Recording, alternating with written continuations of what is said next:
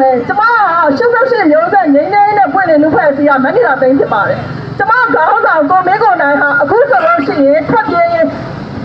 နဲ့ပြည်သူတွေလည်းဒီတသားနဲ့ရှိပါတယ်ခေါင်းမလျှောက်ပါဘူးကျမတို့ခေါင်းဆောင်တွေအလုံးလုံးနေပါတယ်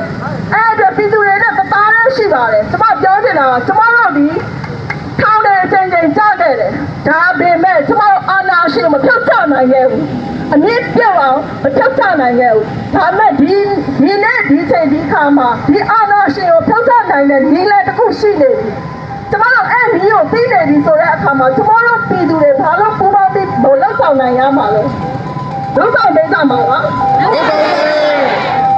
တော့ကျမတို့ဒီသူတို့အားလုံးရဲ့ရန်တရားတွေကိုရက်တန့်သွားအောင်ကျမတို့ဒီရှင်းမှာရှိတဲ့ပြည်သူဝန်ထမ်းတွေကျမတို့နိုင်ငံရဲ့အနာဂတ်ကိုကယ်တင်ပေးပါ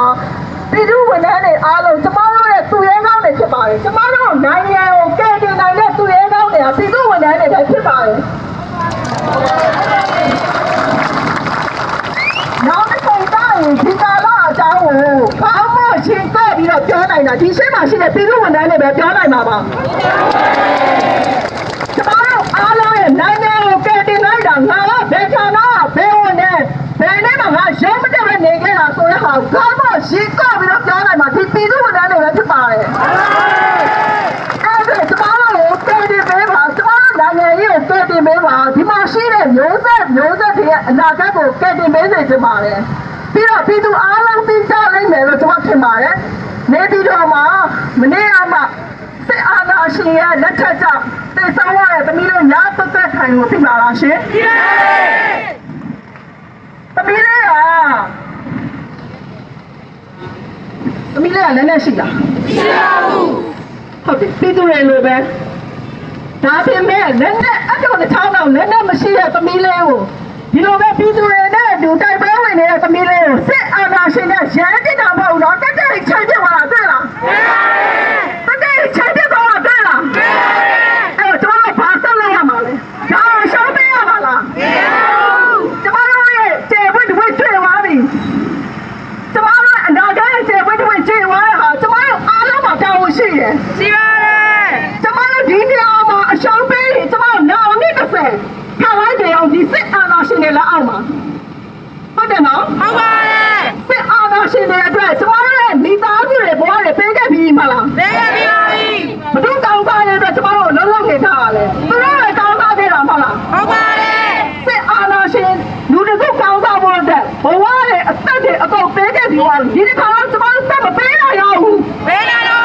အဲ့တော့ကျွန်တော်တို့အတူတူကြောထားကြမယ်အတူတူစီးရောက်ကြမယ်အတူတူညီညွတ်ကြမယ်ဟုတ်ပါလားဟုတ်ပါတယ်ကျွန်တော်တို့ဒီနေရာမှာရှိတဲ့စီးဝန်ထမ်းတွေရောဌာနဆိုင်ရာဝန်ထမ်းတွေနောက်ဆုံးကျွန်မပြောပြမယ်ကျွန်တော်တို့နဲ့24နာရီနီးပါကျွန်မရဲ့ဘဝမှာကျွန်မအနည်းနဲ့ကျွန်တော်တို့မတွေ့ချင်မမြင်ချင်လက်မတွေ့ချင်လက်တွေ့ခဲ့ရတယ်ကျွန်မအနေနဲ့ကျွန်မတို့နဲ့ဘာလို့ကျွန်တော်ထောင်နေချိန်ချိန်ကြတော့ရဲတွေအကျဉ်းသားဝန်ထမ်းတွေနဲ့ပဲကျွန်တော်တို့အများနဲ့ဆက်ဆံရတယ်အဲ့လိုဆက်ဆံတဲ့အခါမှာသူတို့ရဲ့မိသားစုဘဝတွေကအင်မတန်မှတနာဖို့ကောင်းတယ်သူတို့ရဲ့မျိုးဆက်တွေကဘဝအင်မတန်မှတနာဖို့ကောင်းတယ်ကလေးတွေကအနာဂတ်မဲ့တယ်မိသားစုဘဝတွေကလည်းချွတ်ချုံကြတယ်အဲ့ဟုတ်လားမဟုတ်လားလူတစ်ခုပဲကောင်းတာနော်အောက်ခြေဝန်ထမ်းတွေကဘဝရှင်းရဲလို့သိနေရတယ်ဆိုတာလက်ခံပါလားလက်ခံပါတယ်လက်ညှိုးထောင်ခေါင်းကြီးဘဝမှာရမ်းနေတယ်ဆိုတာလက်ခံလားလက်ခံပါတယ်အဲ့ဘဝကနေကျမတို့တူတူဂျုံကြမယ်နော်တက်မိသားစုလည်းကြံနေလို့မရဘူးရဲမိသားစုလည်းကြံနေလို့မရဘူးစီးပြီးမိသားစုလည်းကြံနေလို့မရဘူးအားလုံးကသူ့တန်ဖိုးနဲ့သူရှိတယ်ရဲဝန်ထမ်းတယောက်အလုံးကနေအလုံးမစင်းဘူးဆိုတော့ရှင်ကျမရဲ့အားလို့ပဲတက်စစ်သားတယောက်ကသူတို့တရားနဲ့လုပ်ထက်လာတယ်ဆိုရင်ကျမတို့အားတစ်ခုပဲငါတော့ဘာမှဖြစ်ပါဘူးငါသက်သားလေးပါငါမပါလဲရပါတယ်သွားဆိုမတွေးပါနဲ့လူတဦးချင်းတယောက်ချင်းရဲ့အားဟာကျမတို့နိုင်ငံအရွှေ့ဆိုတဲ့ကျမရဲ့စကားလေးကိုမမေ့ပဲနဲ့အားလုံးဒီစစ်တရားမှာပါဝင်ဖို့အတွက်ကျမတိုက်တွန်းချင်ပါတယ်အားလုံးကိုကျေးဇူးတင်ပါတယ်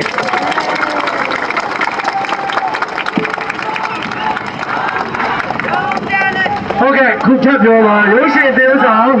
မေတိုးခိုင်ဖြစ်ပါတယ်ခင်ဗျာဟုတ်အားလုံးပဲညီမမေတိုးခိုင်ဖြစ်ပါတယ်ပထမဦးစွာမနေ့ကကြာရှုံးသွားတဲ့ညီမတို့ရဲ့ညီမလေးပေါ့နော်ညသက်သက်ခိုင်ပဲခဏလောက်ညီတက်ပြီးတော့ဂုဏ်ပြုပေးကြရအောင်ဟ မြန်မာတို့မှာဒီရုံးဝင်တဲ့လူတွေလိုမျိုးလောက်တိုင်းတဲ့အစွမ်းတက်တိမရှိပါဘူးမြန်မာတို့ဒီဆက်အာဏာရှင်တွေကိုရဲတယောက်ရပ်သွားအောင်လုပ်နိုင်တဲ့စွမ်းတက်တိညီမတို့မှာမရှိပါဘူးအဲ့ဒါကြောင့်မလို့ညီမဒီနေရာနေပြီးတော့ဒီစွမ်းတက်တိကိုရှိတဲ့လူတွေကိုလာပြီးတော့မျက်နှာရက်ခံတာဖြစ်ပါတယ်ညီမတို့အပြစ်မဲ့ပြည်သူတွေလက်နက်မဲ့ပြည်သူတွေကိုဖြစ်ဖြစ်သလိုပြလုံးချက်သလိုနေတဲ့လူတစုကိုဖြုတ်ချခြင်းလို့ညီမဒီနေရာနေလာပြီးတော့မျက်နှာရက်ခံရဖြစ်ပါတယ်အခုဆိုလို့ရှိရင်ညီမတို့ရဲ့ပေးခြင်းတွေဖြစ်တဲ့ဒီကြီးနားမှာလည်းရိုင်းနှက်ခံနေရတယ်လူတွေကဖက်သိခံနေရတယ်ပြီးတော့တေးပြင်းနေမှာဆိုလို့ရှိရင်လည်းအိမ်ကမီးရှို့ခံရတယ်ကလေးတွေကသိဆုံးနေရတယ်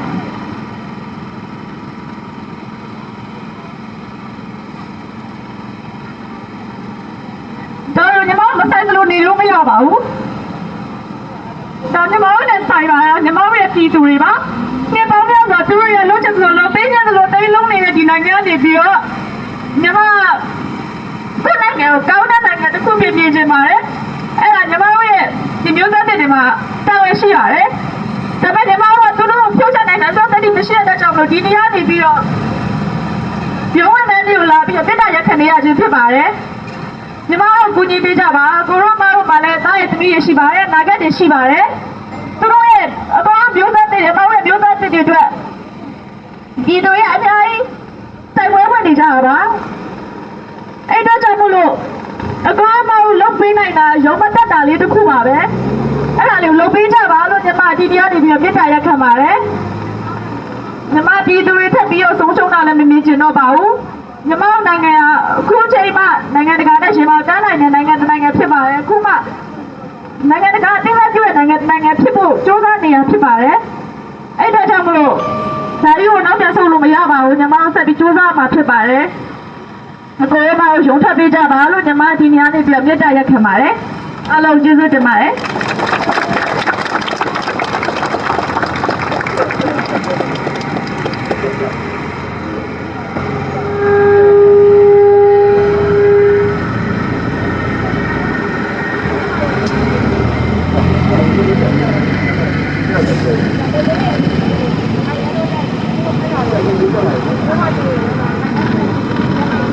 ကျွန်တော်ရန်ကုန်ပြည်သူဝန်ထမ်းဆရာဝန်တယောက်ဖြစ်ပါတယ်ကျွန်တော်နာမည်ဒေါက်တာကောင်းမြတ်ပါအခုကျွန်တော်တို့ဒီစီဒီအန်လောက်တာနဲ့ပတ်သက်ပြီးတော့ကျွန်တော်တို့ပြည်သူတွေကိုခုမပေးကြလို့မဟုတ်ပါဘူးပြည်သူတွေကိုကျွန်တော်တို့တခြားနည်းလမ်းတွေနဲ့ကုသပေးဖို့ကျွန်တော်တို့အများကြီးရှိနေတာပါအခုဆိုကျွန်တော်တို့ဘက်မှာအဖွဲ့အစည်းတွေအများကြီးရှိပါတယ်ကူညီပေးနေတဲ့အဖွဲ့အစည်းတွေအများကြီးရှိပါတယ်ဒီဥကျော်သူတို့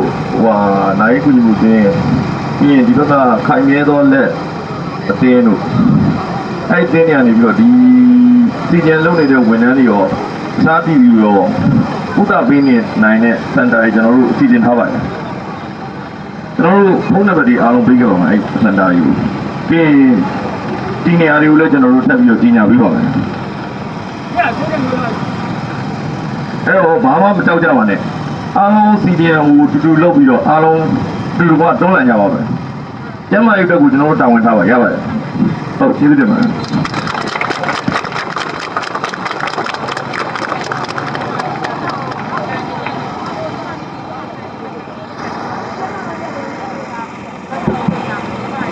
ဟုတ်ကဲ့ကျမတို့တခုပြောချင်ပါတယ်ကျမတို့ပြည်သူတွေကိုကျမတို့ကရုံးမတက်ရေးကိုပြောပြီးတဲ့အခါမှာနောက်ဆက်တွဲဖြစ်လာမဲ့အကြောင်းတရားတွေပြဿနာတွေအခက်အခဲတွေ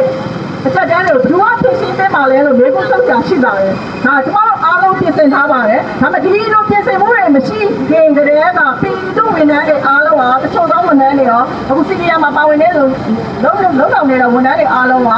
ပေါ်ပြီးစိတ်ဓာတ်နဲ့ဟိုလုံးတဲ့ဆိုတဲ့အရာတခုကိုမတောင်းမြုံလုပ်ခဲ့ပါတယ်အဲ့လိုလုပ်ခဲ့တဲ့သူတွေကိုကျမတို့ပြည်တွင်းပြည်ပမှာရှိတော့ကျမတို့မြန်မာနိုင်ငံနဲ့နိုင်ငံသားတွေအားလုံးကနေစုပေါင်းပြီးတော့အလူငွေတွေလူတန်းတွေအားရှိနေပါတယ်ကျမခိုင်ရဲသောလက်များနော်အဖွဲ့နာမည်လေးမှတ်ထားပေးပါနော်ခိုင်ရဲသောလက်များဆရာတော်ဦးသူမင်္ဂလာသိပါလားရှင်ဘယ်တော့ဆရာတော်လေးဆရာတော်ဦးဆောင်ပြီးတော့အစောအမင်းလည်းပါတယ်ကျမတို့ခေါင်းဆောင်ကိုမြင့်ကိုနိုင်ပါတယ်ပြီးတော့အခြားသောအလုပ်ပညာရှင်များလည်းပါပါတယ်အားလုံး ခိုင်ခိုင်မာမာဖွဲ့စည်းထားတာပါကျမလေလဲမှပြောတော့တယ်မှာပြတ်သွားမဲ့စကားမဟုတ်ပါဘူးကျမတာဝန်ယူမှုတာဝန်ခံမှုအပြည့်နဲ့ပြောခြင်းဖြစ်ပါတယ်အဲ့အတွက်ဒီမှာဖြစ်ပေါ်လာတော့ဝန်ထမ်းများဖြစ်ပေါ်လာတော့အနေမှုထိုင်မှုစားမှုတောင်းမှုအတွက်ကိုလည်းကျမတို့ပြင်ဆင်ထားပါတယ်နောက်တစ်ချက်ကဝန်ထမ်းတွေကိုဖိအားပေးမှုချိန်ချောက်မှုတွေရှိလာတဲ့အခါကျရင်ကိုယ့်ရဲ့မျိုးနယ်မှာရှိတော့ဘုရားကိုယ်စားလှယ်မှာဒီဟာနဲ့ထိတ်ဆက်ပါပညာဥပဒေပညာရှင်များနဲ့ပူးပေါင်းပြီးတော့ဒီကိစ္စတွေကျမတို့ပြင်ဆင်ဖို့လည်းပြင်ဆင်ထားပါတယ်နောက်ဆုံးတစ်ခုအနေနဲ့ကကျမတို့ဒီကျမ်းမာရေးပေါ့နော်ကျမ်းမာရေးကိစ္စမလဲမရှောင်ကြုံရမယ့်ကိစ္စဖြစ်ပါတယ်ကျမတို့နေထိုင်မကောင်းအာဂန်နုကိစ္စလောက်ကိုကျမတို့စီစဉ်ထားတာမဟုတ်ပါဘူးနောက်ဆုံးကလေးမွေးရဲ့ကိစ္စနောက်တစ်ခုကစောက်ကပုံမှန်ဆေးတွေရတဲ့လူနာတွေရှိမယ်ကင်ဆာဝေဒနာတွေရှိမယ်သွေးတွေရတဲ့လူနာတွေရှိမယ်အဲ့လိုလူနာတွေအထိဖြစ်ပေါ်လာနိုင်တဲ့ရောဂါတွေနဲ့ပတ်သက်ပြီးတော့အဲ့လိုမျိုးအစားအစာအရာရာကျမတို့ပြင်ဆင်ထားပါတယ်အဲ့တော့ကျမတို့ရဲ့ဆက်သွယ်လို့ရမယ်ဖုန်းနံပါတ်တွေကိုလည်းကျမတို့ဒီမှာဝင်သွားခဲ့ပါမယ်နော်အားလုံးကျေးဇူးတင်ပါတယ်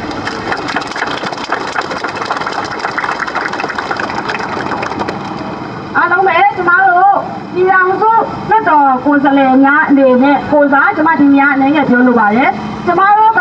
ပြည်သူလူထုရွေးကောက်တင်မြှောက်ထားတဲ့လွတ်တော်ကိုယ်စားလှယ်များဖြစ်ပါတယ်ပြည်သူလူထုရွေးကောက်တင်မြှောက်ထားတာဖြစ်တဲ့အတွက်ဒီပြည်သူလူထုရဲ့အခက်အခဲအကျပ်တဲတွေဟာကျမတို့ပေါ်မှာအများကြီးတာဝန်ရှိတယ်ဆိုတာကိုကျမတို့ကောင်းကောင်းနားလည်လက်ခံထားပါတယ်အဲ့ဒီအတွက်ပြည်သူလူထုအခက်အခဲတွေအကုန်လုံးကိုကျမတို့အတက်နိုင်ဆုံး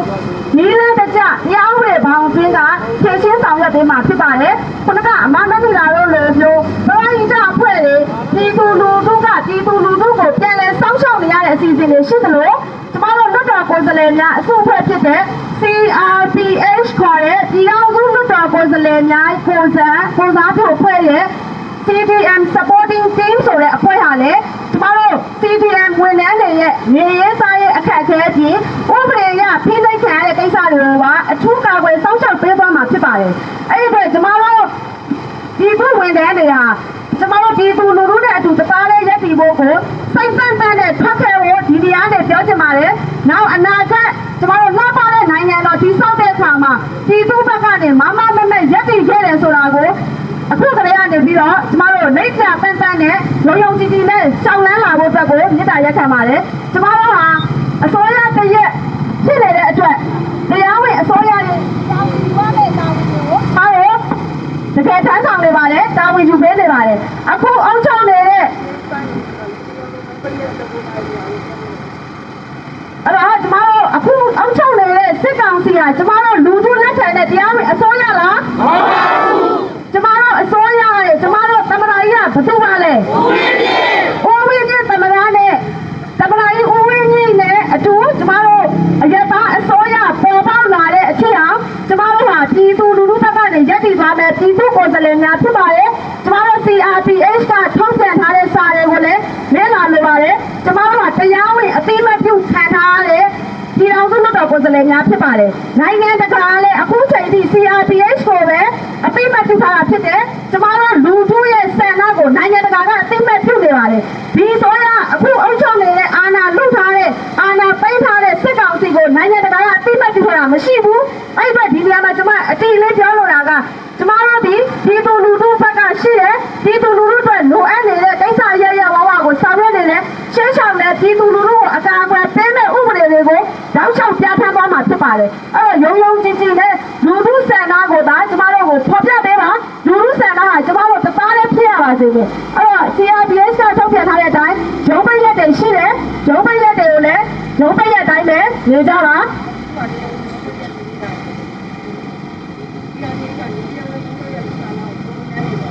အခုဝန်ထမ်းတွေကတချို့အကုန်သိထားပြီးသားပါကျောင်းဆိုင်တွေရှိတယ်ကျောင်းဆိုင်တွေကိုအနာဂတ်မျိုးဆက်အတွက်အမြန်ဆုံးဖယ်ရှားပေးပါကျန်တော့ကျမတို့တာဝန်သာလူထုကိုယ်စားလှယ်ပြီးလူထုပေါ်မှာကျမတို့အားလုံးတာဝန်ယူပါမှာဖြစ်ပါတယ်အားလုံးကျေးဇူးတင်ပါတယ်ပြည်သူတွေညီရလားဟဲ့ညီရညီရတို့ပြည်သူတွေညီရလားဟဲ့ညီရညီရတို့ပြည်သူတွေညီရလားဟဲ့ညီရညီရ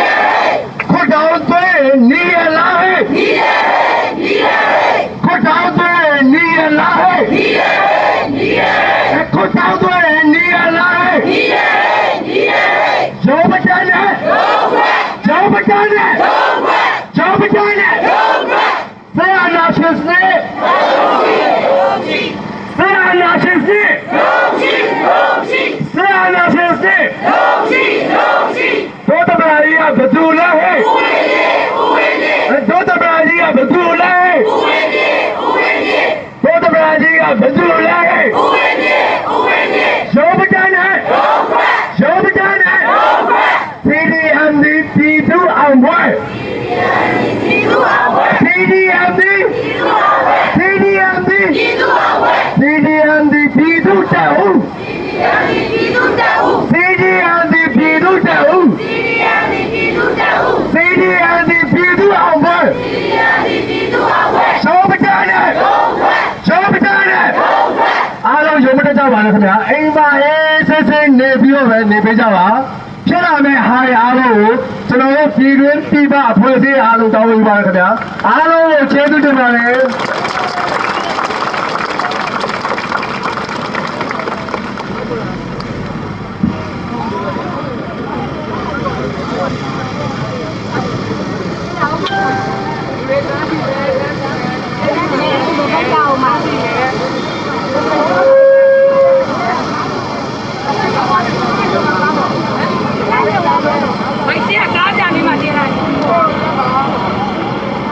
သူတို့တော့ထောင်ချမြို့မှာရှိတဲ့စီမံရေးရုံးရှိမှာ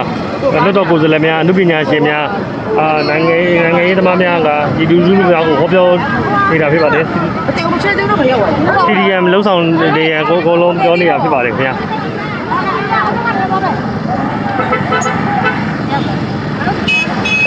။